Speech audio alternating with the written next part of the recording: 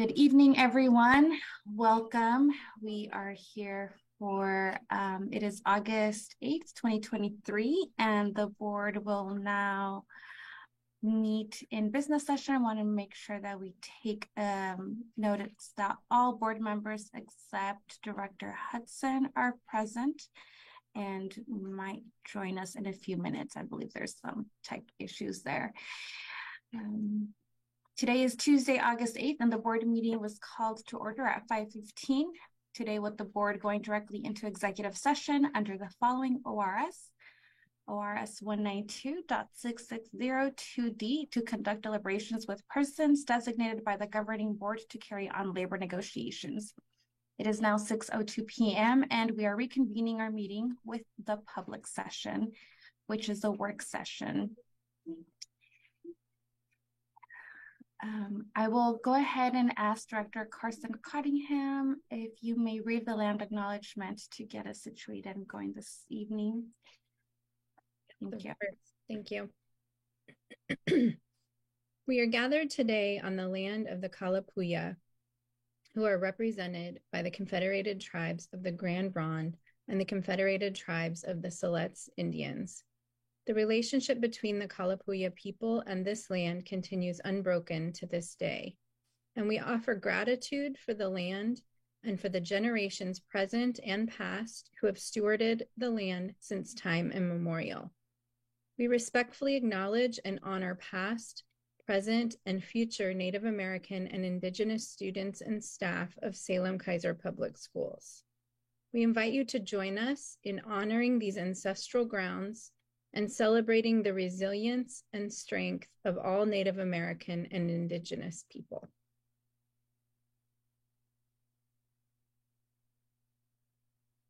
Thank you. And we will move on to the Pledge of Allegiance. If you will join me and stand. I pledge allegiance to the flag of the United States of America and to the republic for which it stands, one nation, under God, indivisible, with liberty and justice for all. And welcome, Superintendent Castañeda. Do we have any agenda modifications this evening? No, we do not. All righty. Well, with that, we'll jump right into business. And we will go ahead and introduce a community partner this evening to share information about their work in the community. And for those watching us this evening, just want to share the reminder that for the months of July and August, we will hear from two community organizations and learn more about their work. Last month, we heard from Capaces Leadership Institute and their Anáhuac program. And today we'd like to welcome Chief Program Officer for the United Way of Mid-Willamette Valley, Jody Blackman, who will highlight the United Way and Salem-Keizer Public Schools partnership. Welcome this evening. Thank you for having us. I'm also joined by Rhonda Wolf, our CEO, so she's here with me today as well. And I just wanted to take a little bit of time to talk about the United Way and our partnership with the Salem-Keizer School District. First, I'm going to talk about our Enrichment Academy program. And just want to make note, we have your the presentation mode on the back end that we can see on the screen. Not sure if you want to revise that just to make sure that it's only the presentation slide deck. Thank you. That's me. Okay. Don't know who's sharing screen. It's not me. Thank you, Erin. I wanted to start by talking about our Enrichment Academy. We have been managing the Enrichment Academy in Salem-Keizer schools. The United Way has been managing it for 3 years. Before that, I managed it with the Salem-Keizer Education Foundation. This is a 21st Century Community Learning Center grant that the United Way has been awarded to provide programming in 8 schools in Salem-Keizer. At this time, we have reapplied for the grant. It's a 5-year grant cycle, and we figured we were supposed to hear sometime in July, but that decision has been delayed, so we will not hear until possibly the end of August if we have received the funding to continue to run these programs. But I'm going to talk about that we're going to get it. Okay, I'm gonna focus and say we're going to get it. Next year, for the 23-24 school year, we're going to plan to run programming in 6 middle schools and 2 high schools. In our past cycles, we did 2 elementary schools, 4 middle schools, and 2 high schools. But for this next 5-year cycle, it will be 6 and 2. We design our programs, they're before and after school programs, and they really are focused on the needs of the schools. So basically, each program has some framework that they have to provide a certain number of academic courses, a certain number of enrichment choices, some CTE programming, and then they really take on the flavor of the school. They look at some of the things that the schools need for their comprehensive school improvement plan and try and offer courses that focus on enhancing those areas. So it also, like, what I want to say about our before and after school programs is we really like to focus on student choice as well. So, for example, some of our most popular classes are classes that kids maybe don't get to participate in during bell time.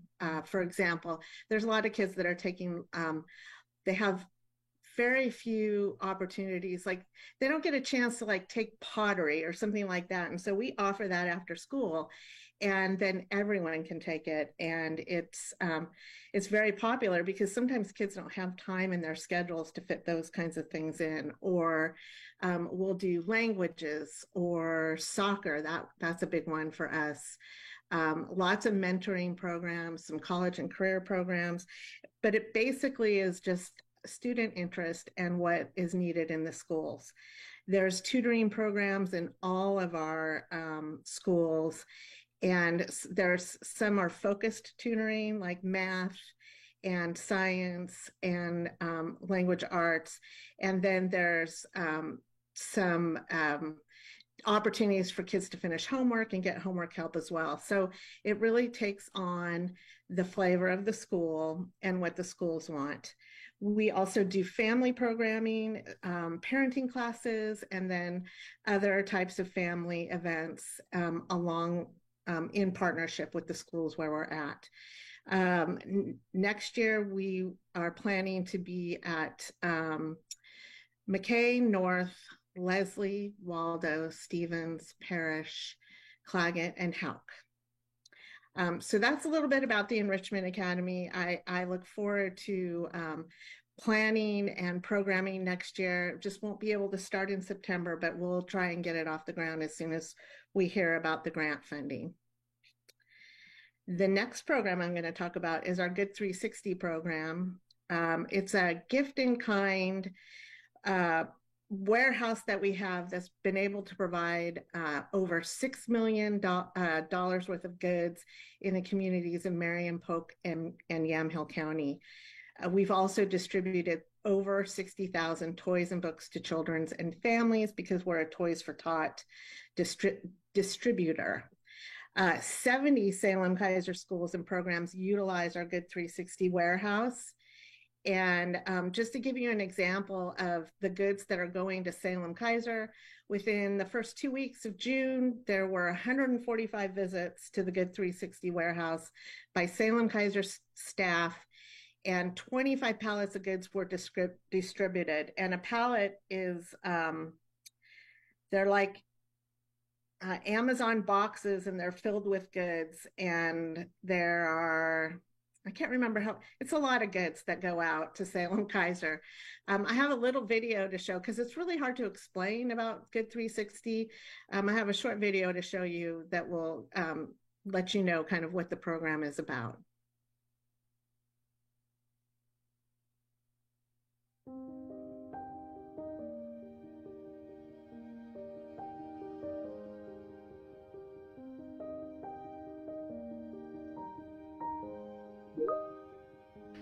The mission of the Good 360 program is twofold. One, we have the environmental impact by reducing waste for these products that otherwise may have been discarded. And two, we are building community capacity by improving lives for these agencies and individuals that may not otherwise have received these kinds of goods. My name is Coleman Crocker. I run the Good 360 Gifts in Kind program for the United Way of the Mid-Willamette Valley. What we do at Good 360 is we work with major retailers to source product donations that we then get to redistribute to our community partners. Those come in the forms of public schools, faith-based organizations, and 501c3 nonprofits. We are bringing in tens of thousands of dollars of product really every week in the form of everything from arts and crafts to pet supplies, kitchenware, home goods, you name it. It all comes to us randomly, so we rely very heavily on our volunteer network to help us open and sort through all of these goods, make them accessible to our groups, and then we average about 20, 25 nonprofits in per day, collecting any number of things.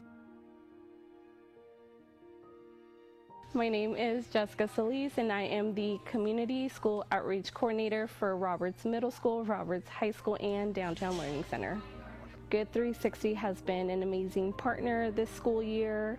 We use a lot of the things we get here as incentives for our students and families, for behaviors, for attendance, and also any barriers our students might have.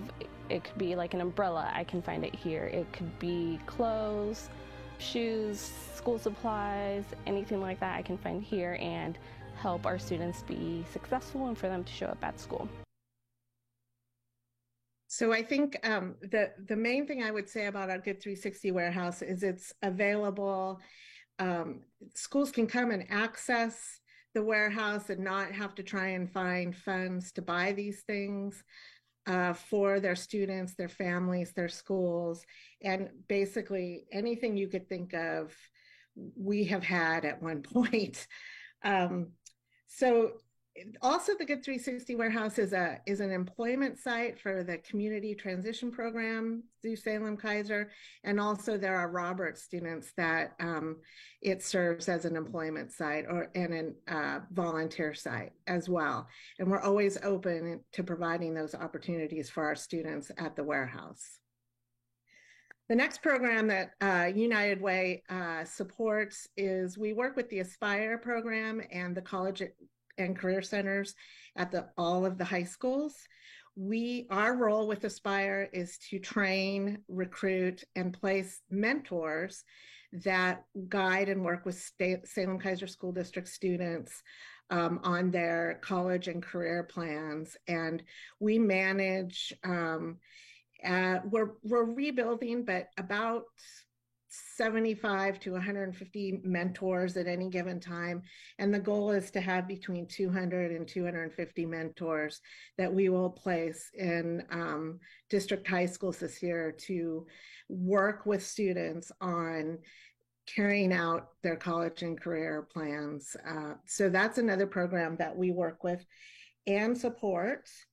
Lastly, and not least, is another event that that United Way took on this year was the Awesome 3000, which is our community fun run for kids, all benefiting the Salem Keizer School District. This was the Awesome has been run for 30 years in our community and had a 3-year break, but it was back this year, and it was just, there's nothing, I can't say enough about it. It was really, it was great to see it back. It was great to see students and families coming together, and some fast facts about the Awesome. We had just under 2,000 runners participate. We had 23 community sponsors who helped and donated money, so then all the proceeds could go to the Salem Keizer School Fund. We had close to 400 volunteers, and I wanted to, a particular note, say our largest volunteer group was Salem Keizer School District staff and administration, and everyone. It was great to see everyone come out and help us pull this event off, because it's a big thing, but we had so much help and so many great people helping us pull the load. We raised $40,000 that went directly into the Salem Keizer School Fund that our United Community Foundation manages, and we're looking forward to identifying some projects to fund this year through this money. And we have, believe it or not, already started working for next year's Awesome at the end of April. And so we are expecting that we'll be able to grow this event and back to pre-pandemic numbers, which was around 3,200 kids. We expect that we will be able to grow this event. And for those of you who were there, I know that several of you who were here were at the Awesome. I hope that you had as good a time as I did, and all of our kids. And I have a short video to show you about the Awesome as well this year. Every spring, thousands of Willamette Valley youth gather to participate in the Awesome 3000. For over 30 years, the Awesome 3000 has been a premier community event for youth between the ages of 3 and 18. This year, after a 3-year pause, Awesome 3000 came back stronger than ever. Under the leadership of the United Way of the Mid-Willamette Valley, and with the help of over 400 volunteers, including 18 volunteer team captains, we hosted over 1,800 kids, and they gathered at McCulloch Stadium to run once again. Billed as one of the largest youth fun runs in the country, Awesome 3000 is an opportunity for the community to come together and create an event that all children can participate in. With the middle school and high school races, the elementary school races, the unified race, and the preschool run for literacy, there is something for everyone.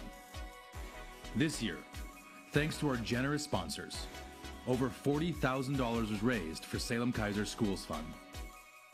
The Salem Keizer Schools Fund, which is overseen by our United Community Foundation, exists for schools, teachers, and support staff to use for the benefit of students in the Salem Keizer School District. Thank you to all of our partners, all of our sponsors, and especially all of those who came out to race. We can't wait to see you next year. So there you have it. I just want to say, as a representative of the United Way, we are always looking for opportunities to work with our district, our school district, and enhance the lives of students and families in our district. And we will continue to look for ways that we can partner with Salem Keizer to benefit our community. And if anyone has any questions about any of the things that I talked about today, I'm happy to answer them.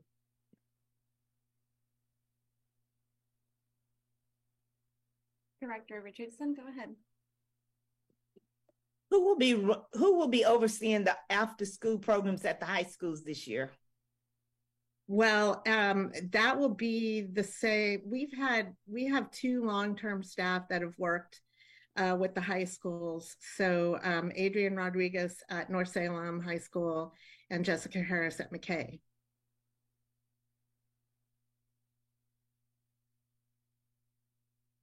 Fingers crossed. Director Chandaguri. Thank you, Jody. I really appreciate it. Now, there are some community organizations who work with children from African American Black community, and they were talking about back to school, raising some resources. Are they allowed to come to your Good 360, or they have to go through school only? Well, actually, coincidentally, one of those groups, we just awarded some grant money to help them deliver after-school programs and some other things that they do. We just awarded them last week. Once you have to be a nonprofit, a 501c3 to be able to access the Good 360 warehouse. Once their 501c3 is finished, they're in process, then they will be able to come to the Good 360. And if that process takes a little longer, we can talk about maybe getting someone to sponsor them. And then we also are open. We've talked about meeting with them to talk about their after school programs and how we can partner in ours to help each other out and enhance and maybe provide some other funding sources for them as well. Coincidentally. Is there any application process this community organization if they have all the requirements? Yes, on our website, there is an application for access to the Good 360 warehouse. Yes. Thank you very much. You're welcome.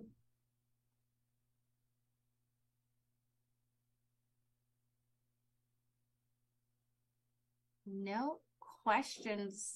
I don't see any hands and no questions from my end, but I just really appreciate you coming in and, sharing some time this evening with us.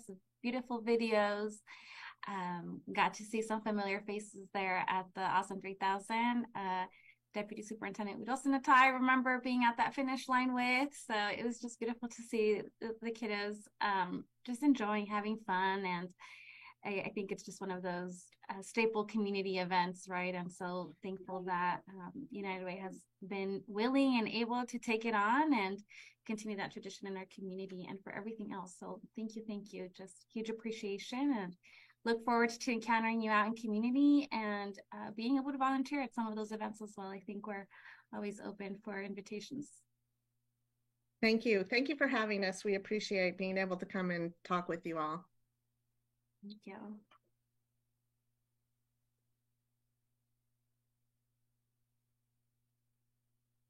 Great. Well, with that, we will, I will hand it over to Superintendent Castañeda, and I know you will share a little bit about why are we on Zoom today? Because it's man, I do miss the presence and the being able to just applaud for folks and share smiles, but just thankful overall. So with that, I'll hand it over to Superintendent for Superintendent's report. Thank you. I'm just going to convey my smile and gratitude to Jody, even though I think she stepped away. Hopefully she'll get the message. It really just looked like an amazing event and set of programs to serve our students in our schools. So yes, obviously we are on Zoom, and I'll just briefly say that we did return to full in-person meetings in June, and we're so happy to do that. But we do have our main school board meeting spaces under summer construction. And although we were very grateful that Chemeketa offered to host us, some of the viewing audience might recall that there was a bit of a technical challenge that despite many, many hours of effort, we were not able to fully resolve. And so we decided that just until we're back into our regular building in September, we're going to be on Zoom, and this will ensure that our whole viewing audience, especially our virtual audience and anyone who watches this meeting recorded, will be able to understand absolutely everything we said. So thank you for those of you who really kind of stuck with us as we attempted to navigate that issue, and thank you to Chemeketa for giving us the chance. I also am going to offer a few other quick updates as part of my superintendent's comments. So first, you may recall that about a month ago, we heard about the Education Day Treatment Center, and this is something we are still super excited about and really, really dedicated to making happen for the schools and the students of Salem-Keizer. We had expected to bring an MOU to the board in August for your consideration and action.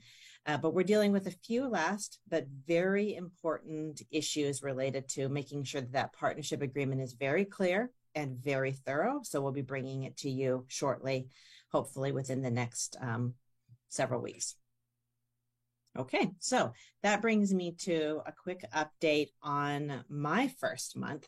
It has been amazing to be in the Salem-Keizer community. I'm on day, let's see, today's the 8th, so I'm on day about 39. And it has been welcoming and joyful and so invigorating. I wake up every morning between 3:30 and 4:30 a.m., wide awake and unable to stop thinking about the work that we're doing together. I also presented at an earlier meeting a transition plan. I'm going to give you guys the fastest possible update on that. So I'm out at about the 30% point of my 100-day transition. I made a lot of commitments and I've got eyes on the prize. There were about 60 different deliverables or other kinds of engagement commitments that I made to the board and to the community of Salem-Keizer. And this looks magically balanced, but I promise this is actually just steady attention and a little bit of good luck. So about 40% of those commitments have been met. I also want to share that I've had such a gift of time with principals. I've met with about a little over 30 of our principals. So I'm creeping in on halfway through dedicated time with our building leaders. And I have really learned a lot from them. I want to thank every single one of them who's already been with me and all of them who will come. And I wanted to just kind of replay back for you all 2 things related to that. The first is that they are so proud of their communities and their schools. I ask this question every time, what are you proud of? And the very first thing they say, almost to a person, is, I'm proud of my school and I'm proud of the community we serve. And I wish that every single member of our community could see how hard they are working and how full their heart is in a sense of service for students and families and neighborhoods and the city of Salem-Keizer. I also wanted to call out 2 other items that I've been dedicating a lot of time to, and that is the combination of our current and our next year budget and making sure I really understand the fiscal condition of the district, and also making sure that I really understand the landscape related to bargaining. And those are important because our 2 associations are our core partners, and we want to make sure that as we work together around and at the bargaining table, we're always lifting up that partnership and making sure that we are in mutual and respectful service of one another and especially of the students. That has been the spirit at the tables, and I am confident that it's going to see us through all of the next stages as we complete bargaining. But I also have to kind of keep an eye on the degree to which bargaining is set next to our longer term fiscal landscape. And I've been spending quite a bit of time making sure that I understand that as well. Those 2 things are important early learning projects for me and part of the work of continued leadership as I really completely join the system and we start the school year. And then finally, I would just like to say that I've had the opportunity to meet with so many people out in the community in a whole variety of settings. And I believe that there is a strong desire for a kind of collective coming back together and a sense of optimism about what can be possible as we move beyond COVID and move beyond some of the most challenging and divisive issues of the last few years. And that feeling of being together doesn't mean that we don't see the differences of opinion and perspective and experience, but it does mean that we know how to be stronger because of those differences. We see them, we accept them, and they are part of what makes us strong. And I just believe that there is a deep and underlying desire, maybe even a hunger in our community to have those sorts of unifying experiences. And it's been a privilege to be able to experience that in small moments over the course of the last 30 days. I'm so grateful to be here. I feel like I've been given a golden ticket myself of joining this community, and I truly believe that that feeling won't ever go away, but it certainly has been present in the first 38 days. So Chairperson Guzman-Ortiz, I'm going to hand it back to you for our next agenda item. Thank you. Thanks for that recap. And just keeping an eye here on time. We are around 10 minutes ahead, and I understand that so I'll kind of just preface us with our public comment portion, which is what comes next on the agenda. We do select speakers at random and provide an opportunity for public comment by call-in and Zoom and in writing, and have allotted 30 minutes this evening to hear public comment. Each participant will receive 3 minutes, and electronic mechanisms are used for translation. So we have a countdown timer on the screen. And the timer counts down from 3 minutes. At 30 seconds, it turns from green to yellow. At 1, it turns red, and it plays the short bell to signal that time is up. So please be mindful of pace for interpreters, and that's just kind of a reminder for us.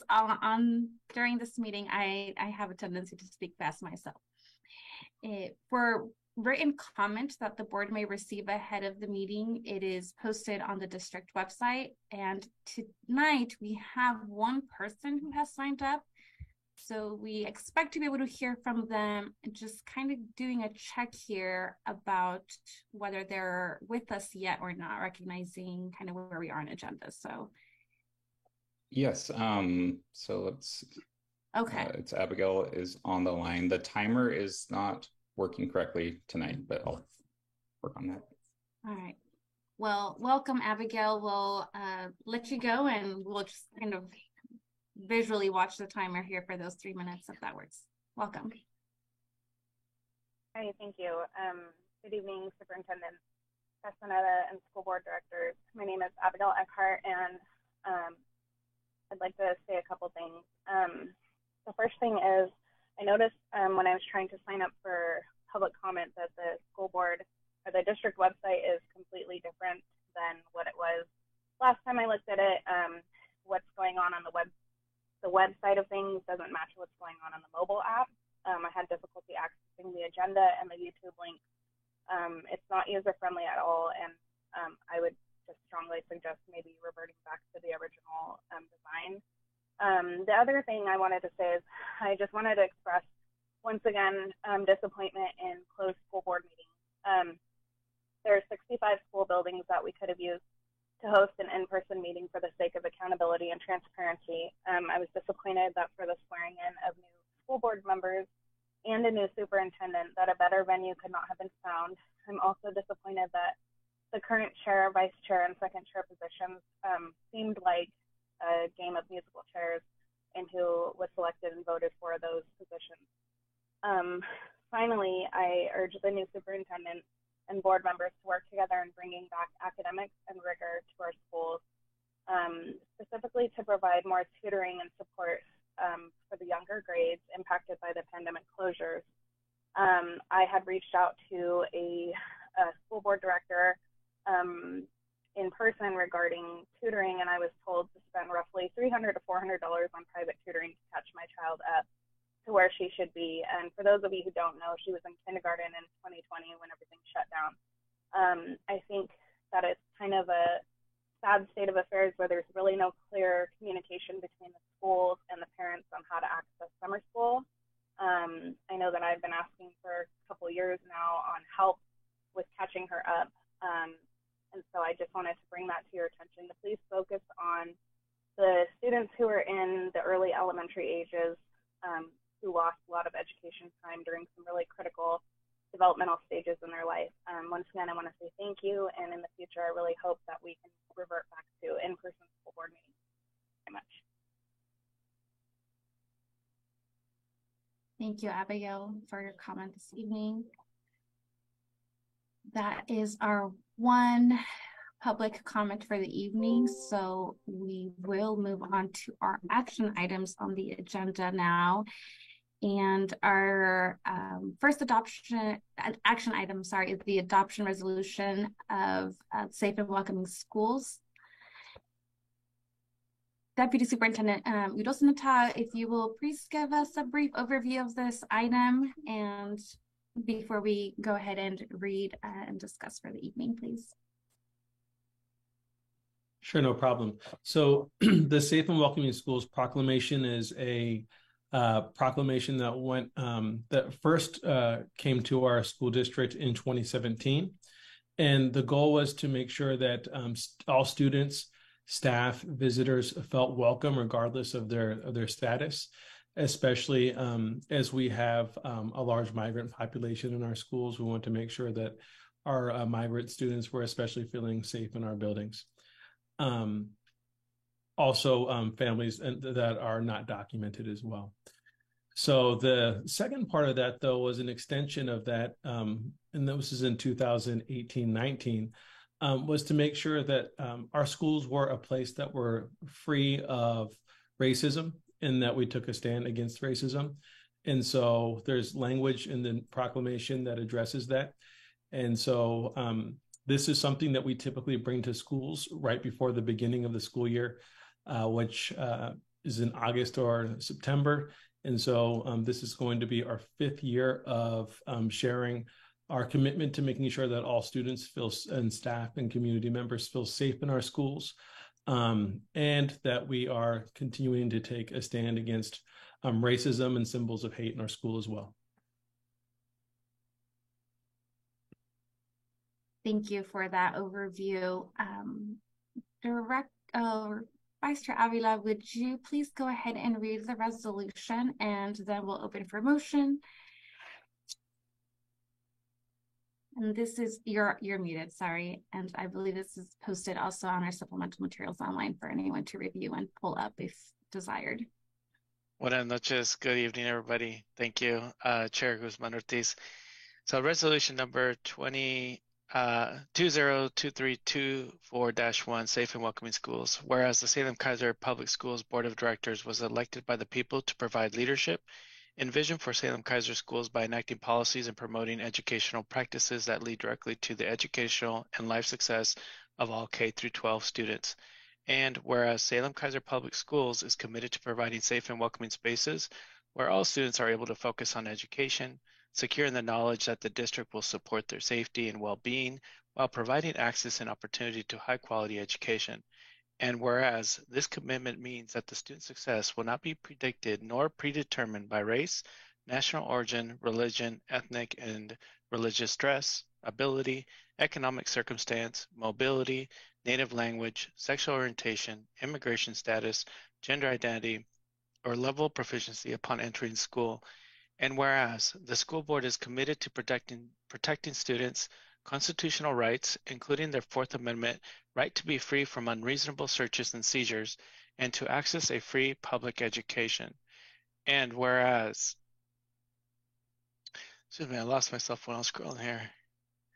Whereas the school board believes that the federal immigration law enforcement activities at Salem-Keizer Public Schools on transportation routes, on district property and or during school activities will significantly interfere with the district's ability to provide safe and welcoming spaces and interfere with Salem-Keizer students' rights. And whereas the school board does not tolerate any form of discrimination, hate speech, racist remarks, including discrimination against ethnic and religious dress, hazing, harassment, intimidation, bullying, cyberbullying, or menacing against students, and children exposed to violence and trauma may not feel safe or ready to learn, and these traumatized children's experiences may have impact on other students, adults on district campuses, and the school community who interact or work with them.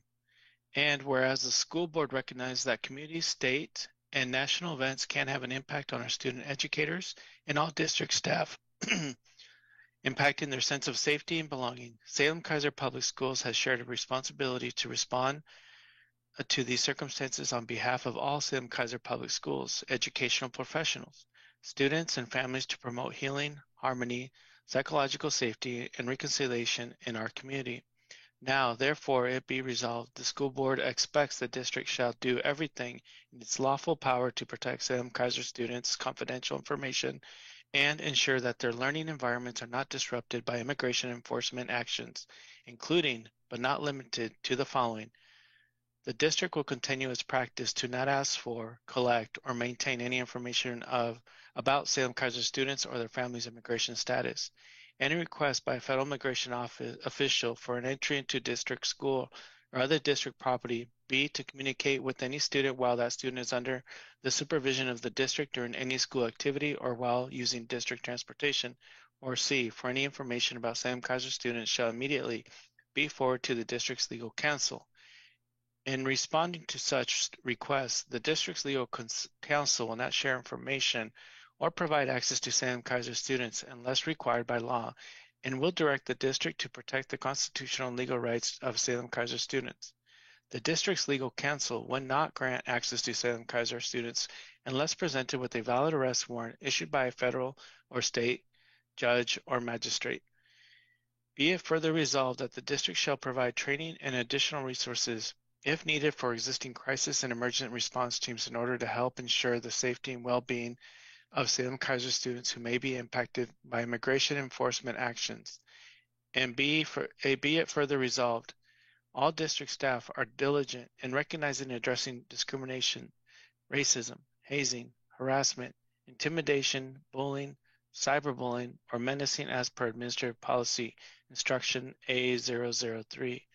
Staff are informed of and follow the Administrative Policy Instruction A035 related to dealing with non-local law enforcement, including immigration officials who enter any district property, and the administrative policy and procedure related to the handling of complaints, Administrative ADOS and P008.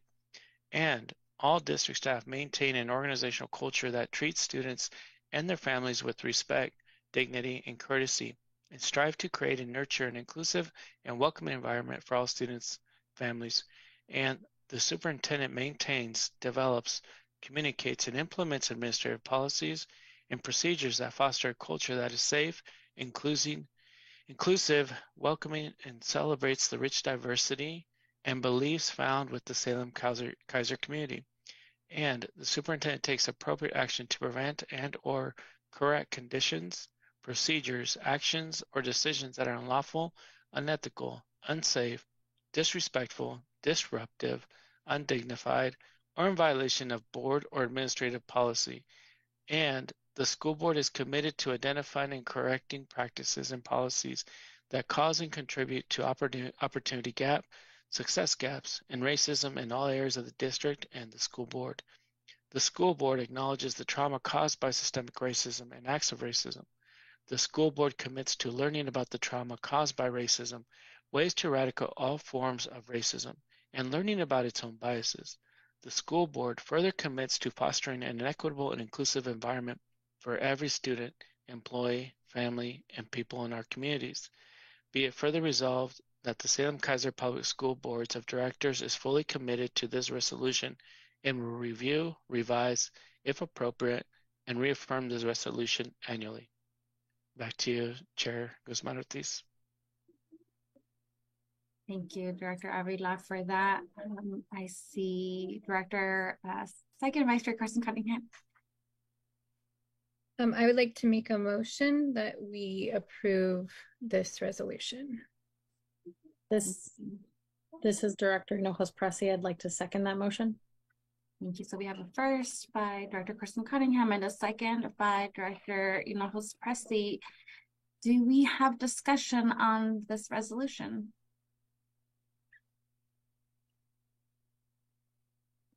Director Chandragiri?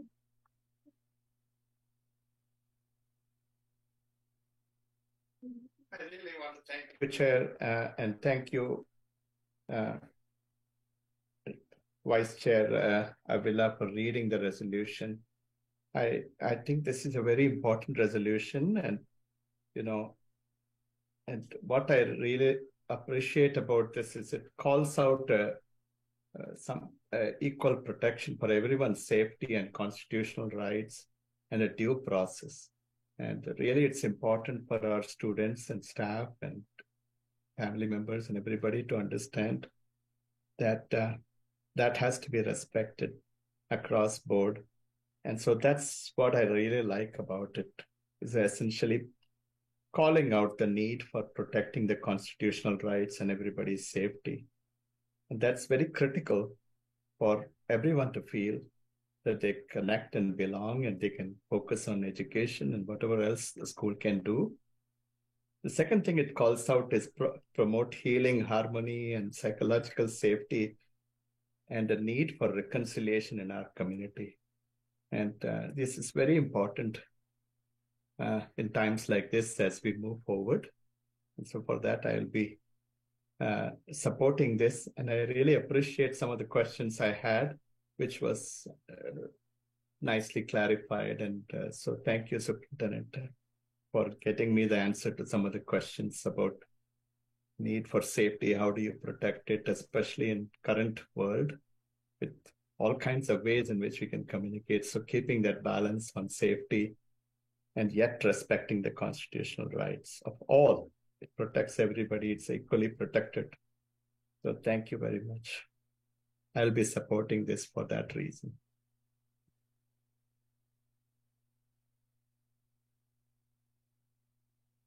Vice Chair Avila? I'll just say I'm really proud of this work that was put together for this resolution, and just can echo Director Chandagiri's message as well. So I'll definitely be supporting it. So thank you again that we prioritize this, and we hopefully we can pass it as a unanimous board. Thank you. Any others before we move on to a vote this evening? I'll just quickly, I think for the last piece of this resolution, right, the reminders, and I say reminders because we've had this in front of us in the past, but to continue learning about the impacts of systemic racism as a body, right, as a board, and what those impacts are on individuals and on communities. And then also to do our individual work and what biases we bring.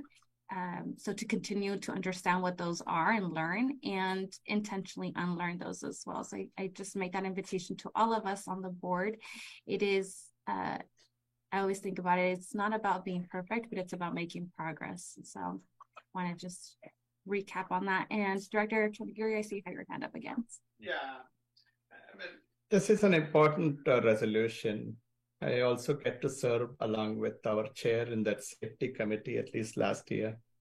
I wish the district would kindly consider making sure this gets to the community, to the families and children every year, so that hopefully they can read and understand what are the constitutional protections they have.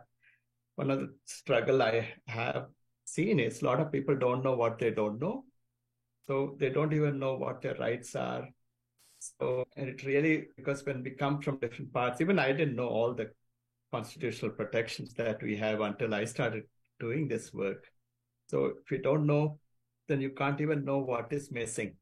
So we are more at risk of, and the second thing is when the families also know this is what is a protection, this is what is expectation, then they can also be educated, and they can also work with their students to make sure that we respect this. If everybody agrees to that, the constitutional protection that is there and we can all work together, then it will be helpful. So if there is a way, I know there is a discipline booklet that goes home, but what are the rights and protection that is available under our civil rights and things like that, that also will be helpful so that they can at least say this is not working.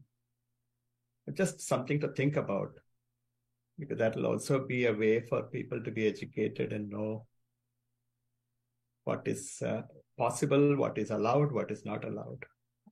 And some of that, I recognize the district, it has many ways of communicating what families' rights and protections are, and but thanks for bringing that up there. So with that, we'll go ahead and move on to a vote. All those in favor of approving the resolution of safe and welcoming schools as written, please raise your hand and say aye. Aye. Aye. Aye. I saw Director Richardson, Avila, Carson Cunningham, Chandagiri, and Hinojosa Pressey, okay, and Director Hudson. So, and I will just check my bases here. Those opposed, raise your hand and please say nay. No one. Okay, I think we have a unanimous vote for the approval of the resolution. Thank you all. It's a little bit different on Zoom here. Okay, and with that, we'll go on to our action item B, which is adopting the AP and IB Science and Music curriculum. I'll turn this over to Superintendent to provide a brief overview on this brief item. Thank you, Chairperson. I am pleased to bring this to you. And I also think this is a good opportunity for us as a team to live into the kind of training and values that we offer to our students in our schools. In July, we asked you all to review and take action on a textbook adoption package that included AP and IB materials. And thank you for that unanimous vote of approval. Unfortunately, we did discover that through a small administrative error, we left off IB Science and Music. And this is what we teach our students every day. When you make a mistake, that's all right. You learn and you get better. And so what we're doing is bringing you a correction on this and asking for your action and approval on these three additions, the IB Science and the IB Music. The plate includes information about them. This is the exact same story that we told you when we were with you in June and July. This is actually an adoption that affects a small but important number of classrooms.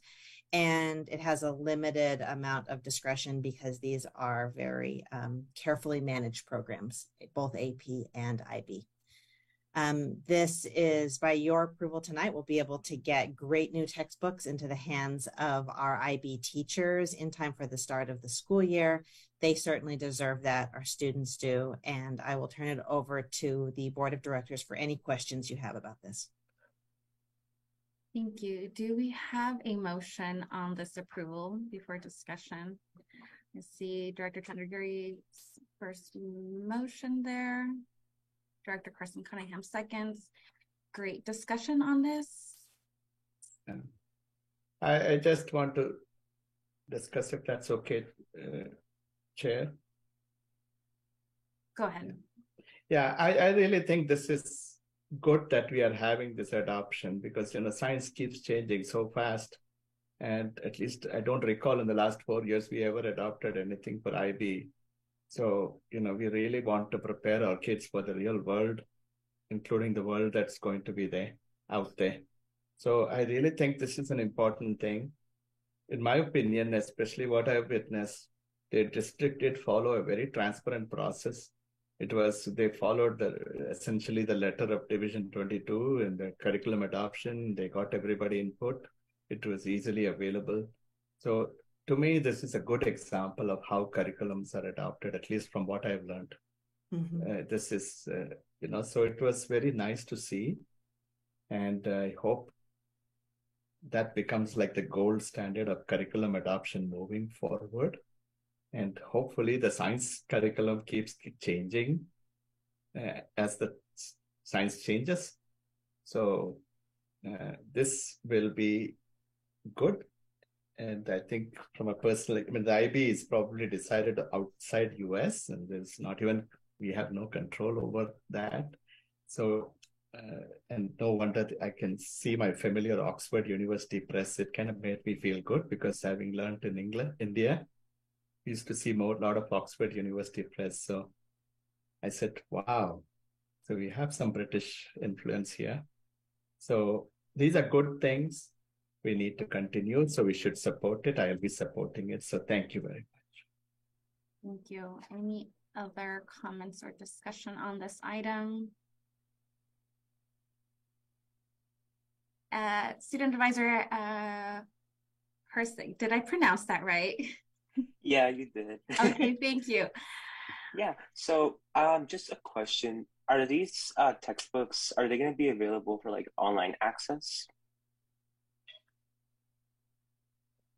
These textbooks they both have hard copy and then they have digital components. Okay. So Student Advisor Hersig, I actually don't know that the entire textbook is available digitally, but there are digital elements that kind of bring the textbook to life. You can watch videos, access, additional images, and I think that they really create a more well-rounded experience for students and for anyone else who's accessing them.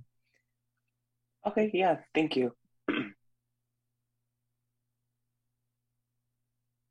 Thank you for that question and response. All right, well, no other questions or discussion, and I think I just want to reiterate that we approved many of these in a unanimous vote last month, and appreciate kind of the speediness, if that's the word, in bringing these forward. So with that, all those in favor, please raise your hand, virtual or real, and say aye. Aye. Aye. All right, and Director Hudson, I didn't hear you, but Abstain? Abstain. Okay. So we have 6 in favor, and Director Hudson abstains from the vote this evening. Thank you for that. Oh, and we will then move over to we have moving forward with the communication norms between the board and superintendent. I'll actually hand this over to our superintendent to give us an overview, a little review, and for anyone who might have joined our full day retreat session or who has watched that recording, more better said, you might have some awareness of these. So please, back to you, Superintendent. Thank you. So the item before you today is actually the end result of a number of conversations that we've had individually and then as a full body to really get to the heart of how do we partner really, really well? How do we understand each other's needs? And how do we respond to each other's needs? And I do believe that effective communication is a necessary element of every effective relationship. And that is very true for the relationship between a school board as a body and as individuals and the school system that they serve.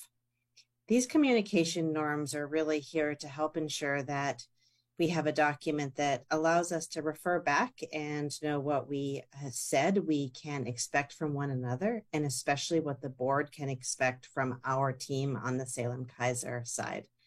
They help us be clear. But they also help us know what to do in instances of miscommunication, disappointment, confusion, or frustration. We can go back to this and say, oh, well, this is what I thought was going to happen. And if we think back to the restorative practice presentation that we had before, really being able to speak in honest and clear ways about our experiences in a situation is part of what helps us move through moments of challenge.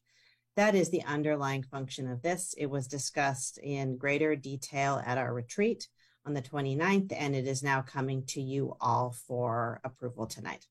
So I will hand it back over for discussion and a vote.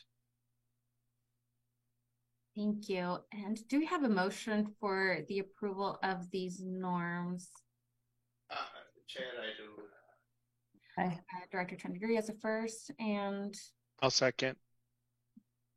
Director Avila as second. Thank you. Do we have discussion on this item?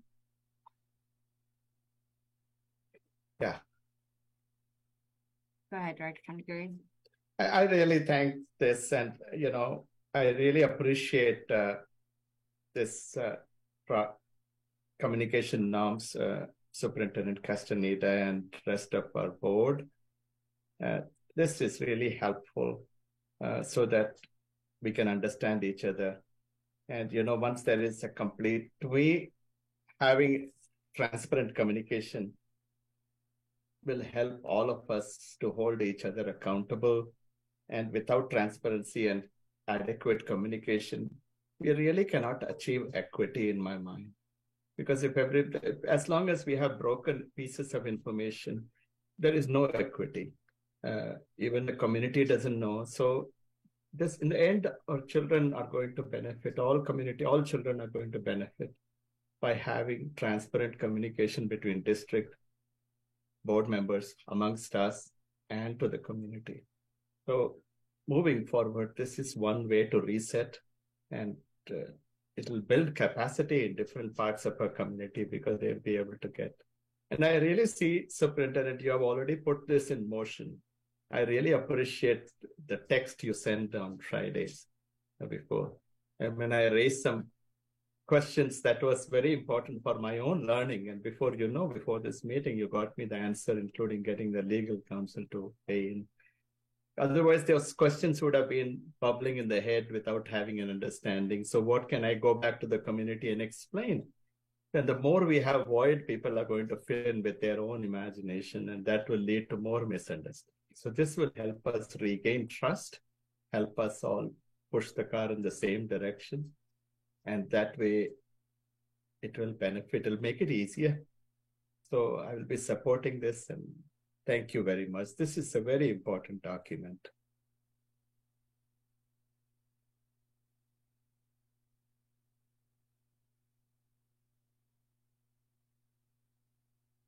Others? I don't know if you got mine yet.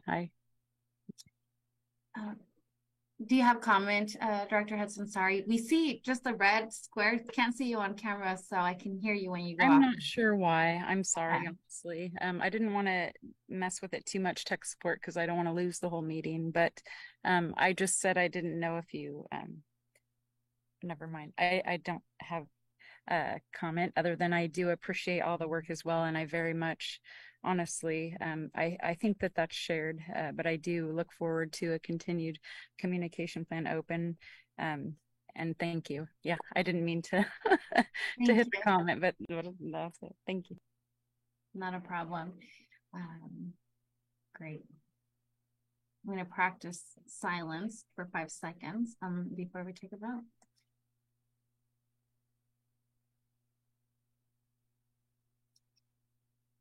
Well, thank you. I just want to echo Superintendent Castañeda for bringing these forward. And I know it took some time to delve into all of our board governance, policies and whatnot to kind of understand what's there and how do we interpret and find some common ground for communication for this year. And as you stated, I second, it's really important that we have those norms, and we are super excited and happy to have this as a document to lean on as we move forward this next year. So with that, and welcome Director Hudson to camera, we can see you. With that, we'll go ahead and take a vote. All those in favor, if you can please raise your hand and say aye. Aye. Aye. Aye. And aye. If I forget to vote, that is a unanimous approval of the communications. Sorry, I was like, what are these called? Communication norms for board and superintendent. Director Avila, your hand is up, or was that the aye vote? Okay, looks like it was just the aye vote. Thank you all. We'll proceed to consent calendar. And Superintendent, do you wish to review an item on the consent calendar at this time? I do not. Okay.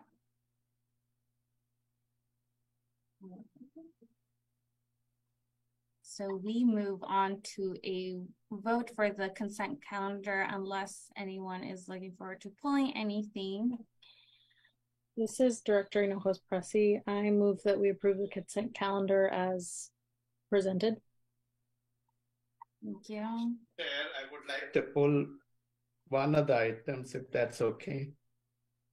We're in the middle of a vote. So I was going to second that motion. So do we have a first motion, a second motion. Do we vote on approving this and then come back if we want to, or just? You can't do that. I just wanted some clarification on one of those items, if that's okay during. All right, let's go ahead and what's the item that I wanted to pull out the Oregon Geography, Native American History, Cultural Life-Based Native Education Program. And so with that, I'm sorry, I'm looking at my notes here. If So what item is that again? Sorry, I don't have the. GY 824. Okay. So do we have a motion to vote on the remainder of the consent calendar? Everything but said pulled item? Well, I think we already had them. Are we going back? We already had the motion in the second. So we have the motion, the second, we just vote on that and then move forward. And I mean, I think technically, yeah. It's up to you, Chair. Yeah. I'd rather just pull the item, discuss it quickly and move forward. I think we're good on time. And so I don't believe it'll take too long. But if we can get a motion to move forward on the remainder of the items, then we can. I'll make the motion that we move forward on the remainder of the items besides GY 824, you said, Director Chandagiri? Yeah. GY 824, Oregon Geography, Native American History, Cultural Life is Native Education Program. All right. Do we have a second motion for this? This is Director Richardson. I second the motion. All right. And so do we have, there's no discussion on this, right? So just all those in favor of approving the remainder of the consent items, please raise your hand, say aye. Aye. Aye. Aye. Aye. And that is a unanimous vote from what I can see. And we'll move over to the pulled item. And Director Chandagiri, is there something that you'd like to clarify on this? Yes, please. I just would like to clarify with two questions. One, with this grant, how do we get the students who are enrolled in Indian education program or their families know about this availability? And how many students are being served by this grant during the summer, 3-week summer program?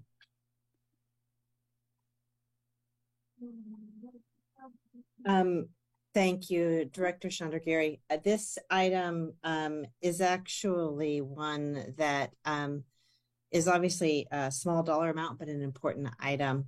Dr. West, who is unable to be with us tonight, is the primary owner. And so I think we've got really two options here. One is to move this forward to approval with the commitment, Dr. Chandagiri, that we'll get back to you with the answers to those two questions. How do students find out, and the number of students that are served? Or I guess another somewhat less desirable option is to pull it entirely and hold up our district's ability to accept the money until we're able to provide you those answers. Superintendent Castaneda, I think we can proceed with the vote because I wanted our community to know about this program.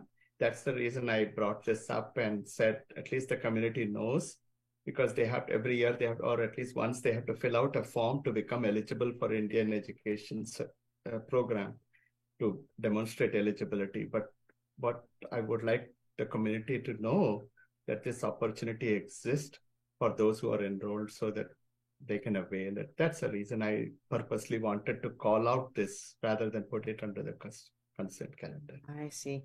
Well, why don't we do this? We'll make sure that in our comments at our next meeting, we'll make sure to loop back and clarify and ensure that our community knows more about this special program and how to access it in the future.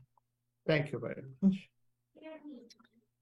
Thank you. I don't believe there's further discussion on this. So if we can take a vote on this, and I'm going to have to ask Director Chandagiri to read it again. I don't have access, like my browser isn't working, so I don't have it pulled in front of me. But Director Carson-Cunningham?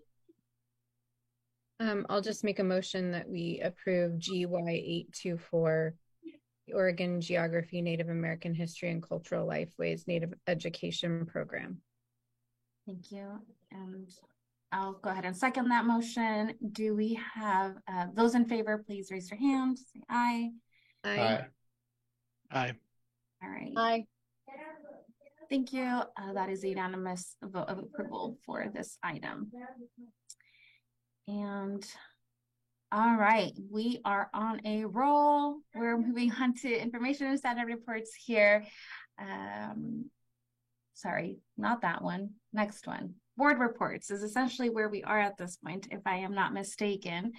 So we will go ahead and take some time here before we close out this evening and allow directors and student advisors as well to share work on any formal committees, assignments, or activities of the board related to youth programs and school district activities.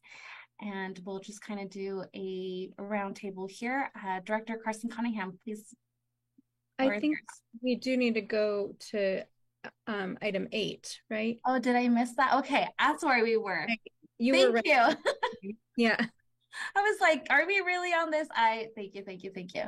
Let's backtrack so we can start brainstorming about what you will share. But before we go there, we actually have the very important report. So we'll actually hand this over to Superintendent Castañeda for this portion. I think there's a typo on my agenda, and that's what made me jump. I saw the typo too, so I knew exactly what happened. So thank you so much. I'll be brief here because there's really just a couple of things that I want to celebrate. So first, summer graduations. If there's anyone viewing that has never attended a summer graduation, they are amongst the most magical graduations. And we have summer graduates who have really, in many ways, some of them have beat the odds. They've really kept going and got those final credits to get their diploma. We had summer graduation last week. Director Hudson and Carson Cunningham were both there, and it was a joyful event. I also had a chance to attend some of the summer program going on at McKay High School. And I want to give a shout out to that team and to Antonio Mercado, who is running a pretty spectacular summer program. The staff are just really on it, and students are working their way through. They have these little tickets that they too, I think, call their golden tickets. And every time a credit gets knocked out, there's a little celebration.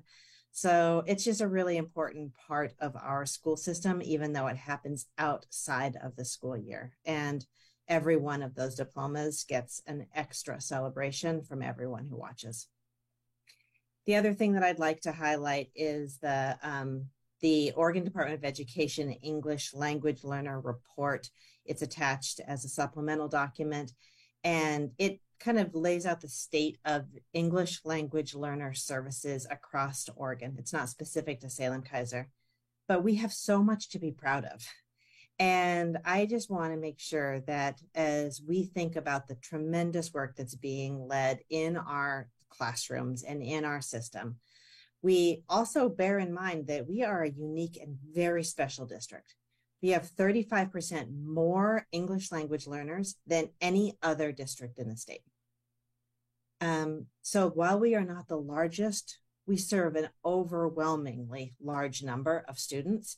And that is such an opportunity for our schools. That is the reason that our schools take on this rich look and feel, and multilingualism and multiculturalism is such an asset in our schools. So it's something that makes me very proud of our schools. When I read this report, I feel proud of who we are in the landscape of the state, and I feel proud of what we're accomplishing.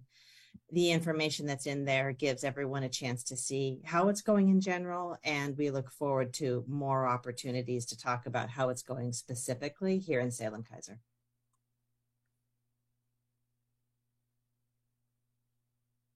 Thank you, Superintendent, and thanks everyone for your grace as I trip over this agenda this evening. All right, and those, again, those items are available on the website for anyone who's interested in reviewing any of these reports. So with that, please play back my statement about reports from directors and student advisor on formal committee assignments and work related to youth programs and school district activities. We'll kind of go ahead and share this out before we adjourn for the evening.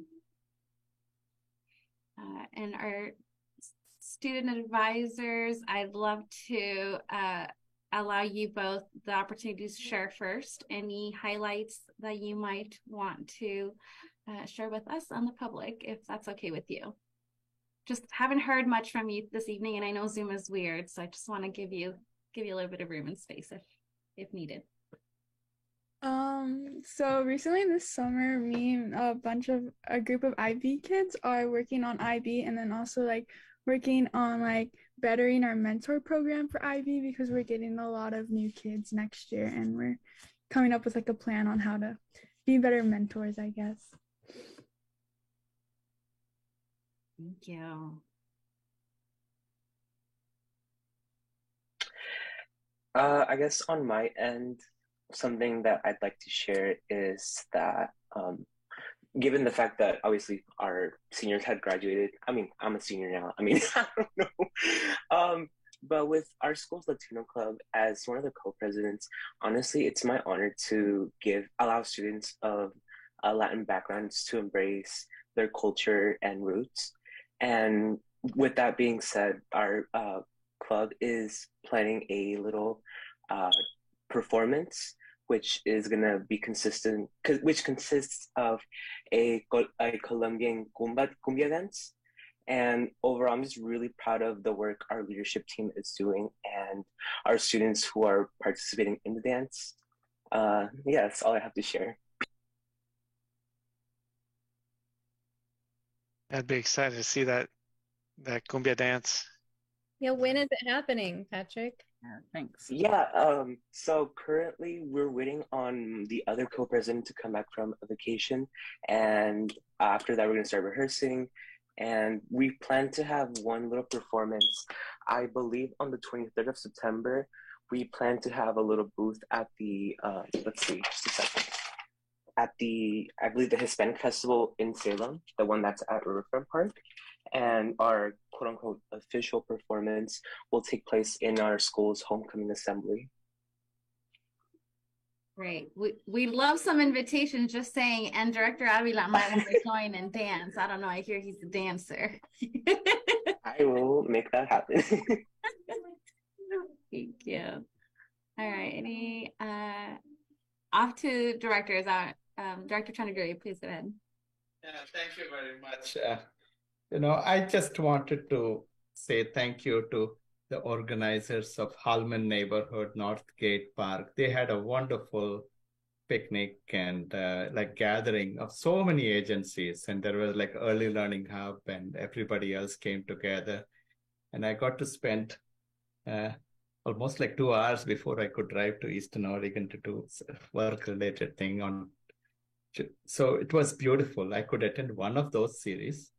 And I don't know if others are aware of it, but so it was good. And there are two things that struck. That they all were appreciative of our dual language program. Superintendent, since you mentioned English language learners, oh my God, I saw such a smile and appreciation for what we are doing as a board and this as a district. And everybody came. And so, spontaneously. And the second thing is everybody is focused on early literacy, which is our governor's focus as well. So it's almost like everybody was talking about reading, and we want to learn how to read and literacy. And I saw that level of enthusiasm. I really think is going to carry our communities and our students forward once our parents can start participating and volunteering and pushing the car in the same direction, we can get there. So that's my observation. I wish I could go to all the days, but I had to work.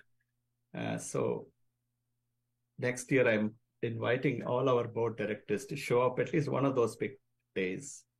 Now they extended it to Kaiser as well. So I believe Director Hudson went to one of them. Yeah. So thank you very much. Thank you. Thank you. Director Hudson? Oh, sorry, I not realizing I'm doing that. Yes, I did attend the Kaiser, and it was an honor, and it was very nice.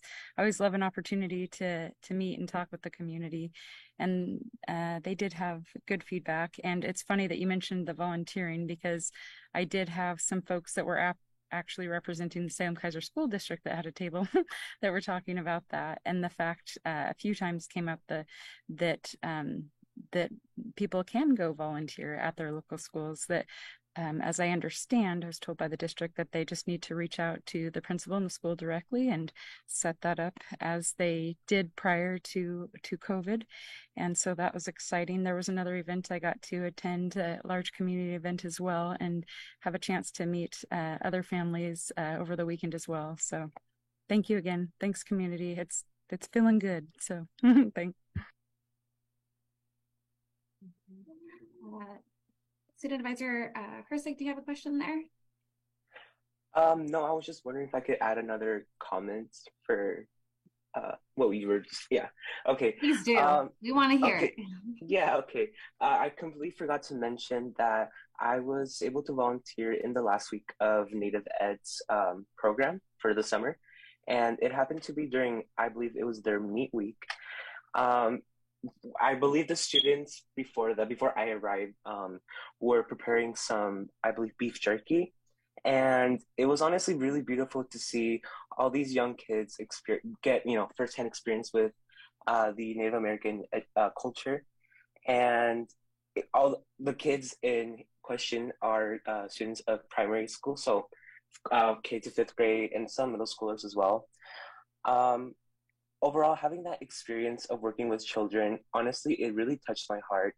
Normally, you could say I'm one of those people that are like, oh, I'm not really a fan of kids. But after that little experience, it really gave me that, that sensation that there is so much we need to, contribute to the well-being and education of these kids in our school district.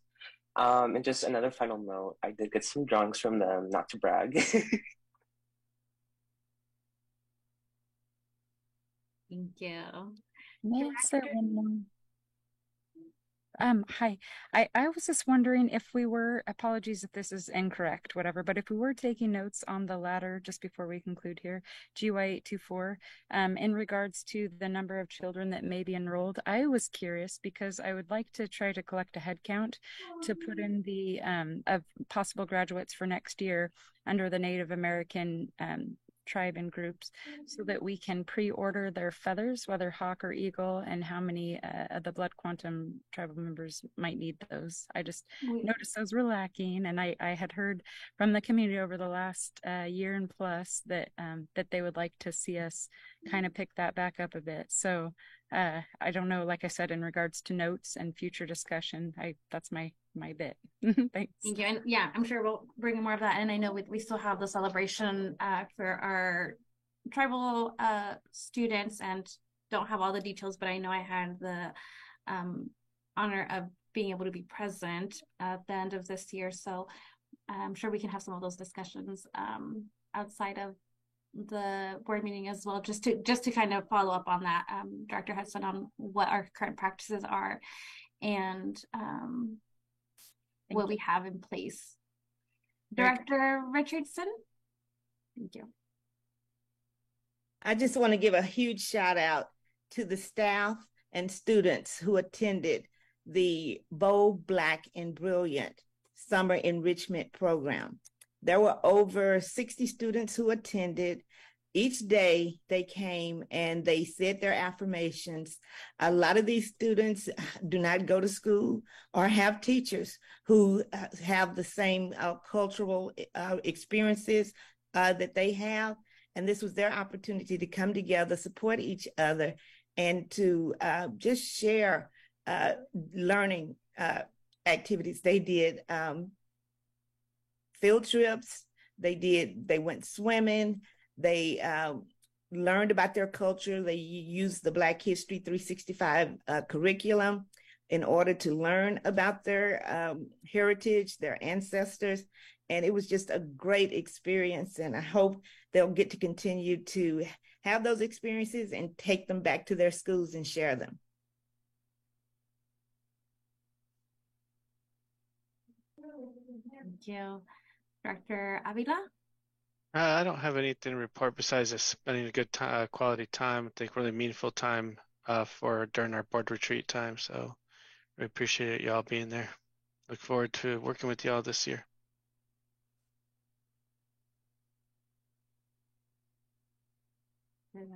Director Carson Cunningham.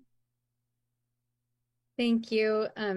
Superintendent Castaneda also already mentioned this, but the summer graduation ceremony is something that I attended I think it was last week. It's all a blur in the summer.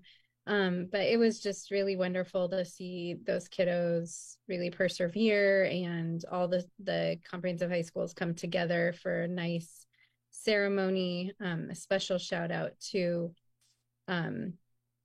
Ronnie Brooks for he retired but came back and gave an incredible and inspirational graduation speech. It really was moving. And I learned there that the summer graduation, so long as kids push across the finish line in August, those graduates can be counted in our data, for the previous school year, which is really exciting. So that will help inch those numbers up a little bit more. I know we're all really hyper focused on our graduation rates. And so it's awesome to see, I can't remember what it was, but at least 100 plus more move forward. So that was wonderful.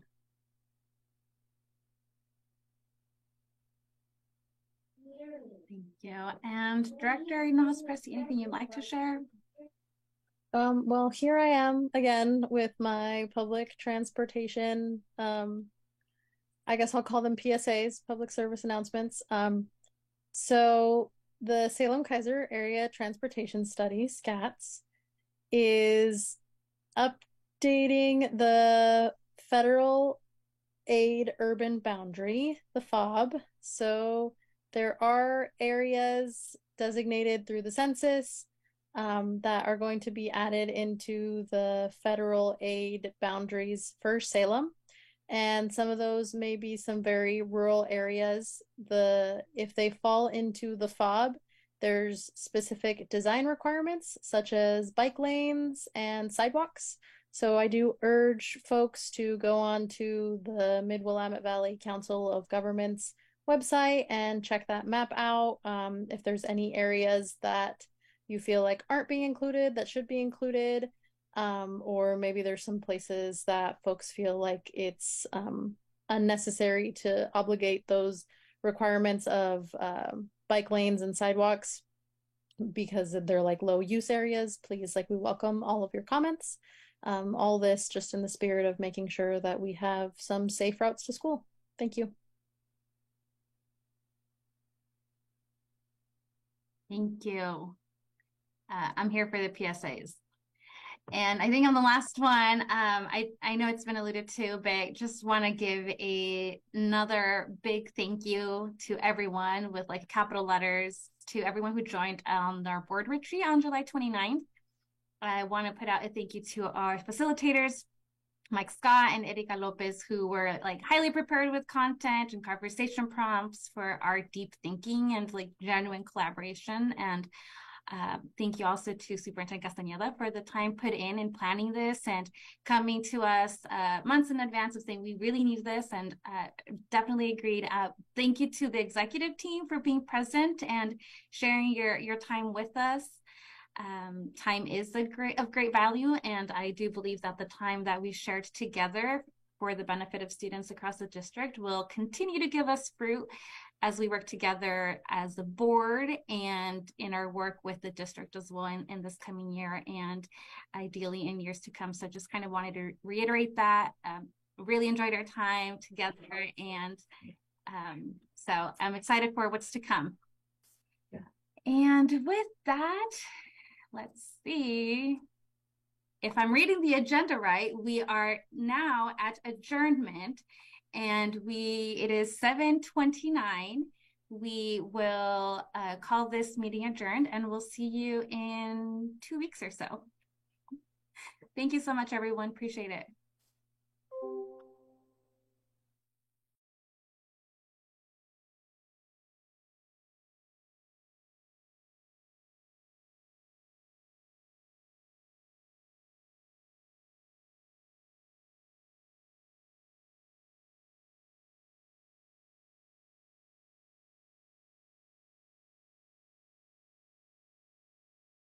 For more videos and information, go to capitalcommunitymedia.org and follow us on social media.